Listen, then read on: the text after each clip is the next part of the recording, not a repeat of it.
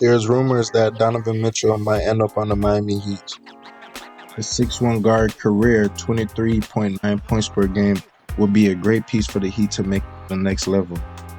The Heat finished out the regular season with a 53-29 record. They were number 1 in the Eastern Conference and 5th in defensive rating. If Donovan ends up on the Miami Heat, it would be a perfect match to go alongside Jimmy Butler and Bam Adebayo. Donovan Mitchell carries the firepower that Miami needs offensively. There were times during the postseason matchup, Miami versus Boston, where it was difficult to score. Jimmy Butler was very consistent the entire playoffs, shooting over 50% from the field, 84 from the free throw, and averaging 27.4 points per game.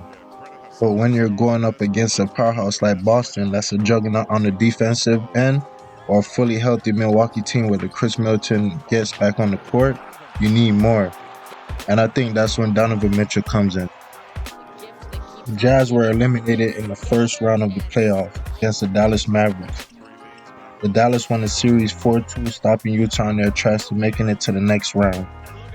The way the season turned out, I think the Utah Jazz organization and the players probably can come to an agreement that they're not in a position to contend for a title and would need to make a couple adjustments for the future.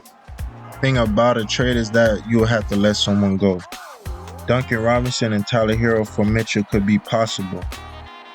I would hate to see Tyler go from the Heat. He has high potential, but Donovan Mitchell is more polished offensively and can come up big during a Boston or elite team. Even though Donovan can tip the scale, I feel Miami can still improve in the front court. They need some guys to bang with those physical front court players in Boston and Milwaukee. Bam does a great job defensively, but needs help, whether it's a size center or a center that can space the floor with perimeter shooting. A center that can spread the floor at times would be optimal. When Kelly and Miles played for the Heat in 2020, they made it to the final. I'm not saying Kelly or Miles are star players, but they can change the game and how teams defend their centers. That with Bam, and you have a multiple offensive option, whether it's attacking the rim or having a center to spread the floor. In a fantasy world, if Joel and B make it to the Heat with Donovan Mitchell, Heat will have the best team in the East and most likely win a chip. Whatever they do, it shouldn't result in them weakening the team.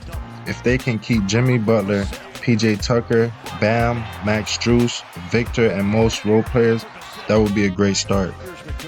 Miami Heat has Kyle Lowry for another 2 years.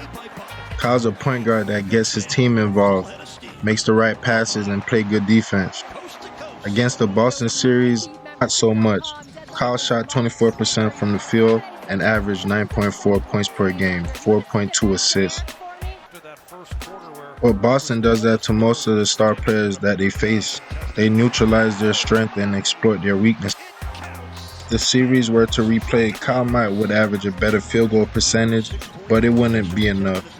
Jimmy played phenomenal, but he can't do it without any help. Tyler played below average during the Celtics series. Tyler's young with a lot of upside potential, but it was too much for Tyler to go against his juggernaut Boston team. Going into next year, the teams are going to get stronger, and Eric Spoelstra and Pat Riley will have to figure out what they're going to do the following season.